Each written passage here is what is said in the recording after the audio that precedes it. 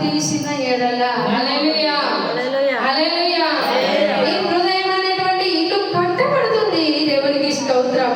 మరి కట్టబడినటువంటి ఇంటిలోనికి ఎవరు రావాలంట? ఆయన రావాలి. ఇల్లు కట్టుకున్నారు, వీళ్ళు ఇల్లు కొనుక్కున్నారు, లోపల ఉన్నారు, మనం బయట నుండి వచ్చాము. వాళ్ళు డోర్ తెరవకపోతే ఏం చేస్తాం? తిరుగు ప్రయాణం కడతాం. అవునా కాదా?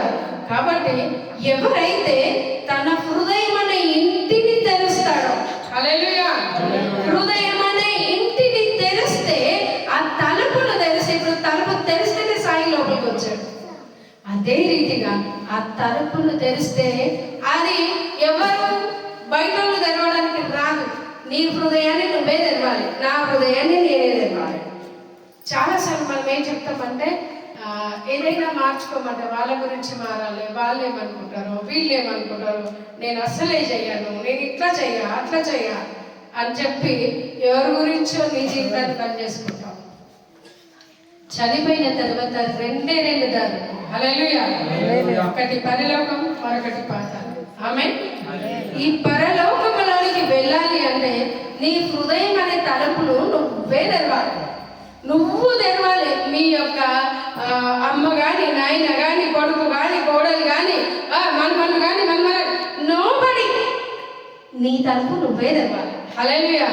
ఎప్పుడైతే నీ తలుపును నువ్వు తెరిచావో ఆ హృదయంలోనికి ఆయన వచ్చి నివాసం చేస్తాడు. హల్లెలూయా. ఆయన ఎప్పుడైతే నీకు వస్తాడో అప్పుడు నీ ఇల్లు ఏమవుతుందనక ఊడ్చి అమర్చబడుతుంది. హల్లెలూయా. నేను ఆ టాపిక్ పోయిందంటే చెప్పినాను కదా, 2 అవుతుంది. హల్లెలూయా. మరి ఊడ్చి అమర్చబడినటువంటి ఇంటిలో ఆయన నివాసము చేస్తూ నిత్యము ఆయన గృహమైనటువంటి ఇంటిలోనికి నిన్ను నడిపించడానికి, అందుకే అంటాడు యోహాను సువార్త 14వ అధ్యాయము 1వ వాక్యం, మీ హృదయమును కలవరపడనీయకుడి, మీ హృదయాలను కలవరపడనీయకుడి, దేవుని యందు విశ్వాసం ఉంచుచున్నారు, నా యందు విశ్వాసం ఉంచండి. నా తండ్రి ఇంట అనేక నివాసములు కలవు, నా తండ్రి ఇంట అనేక నివాసములు కలవు. లేని ఎడల మీతో చెప్పుదును, లేని ఎడల నేను మీతో చెప్తా, మీకు స్థలము సిద్ధపరచ వెళ్ళుచున్నాను. అమ్మా హల్లెలూయా హల్లెలూయా. ఈ ఇంటిని కొనడానికి బుచ్చక్క కావచ్చు, సాయి కావచ్చు, లేకపోతే ఇంకా వాళ్ళకి సహాయకులు కావచ్చు, ఎంత కష్టపడ్డారో నేను ఎరగను. ఎంతో కొంత తెలిసినా సంపూర్ణంగా నాకు తెలియదు. ఒక వ్యక్తికి ఒక ఇల్లు ఇవ్వబడాలి అంటే, ఒక ఇల్లు కట్టబడాలి అని అంటే దేవుని కృప ఎంతో ఉండాలి. ఆమేన్. హల్లెలూయా హల్లెలూయా.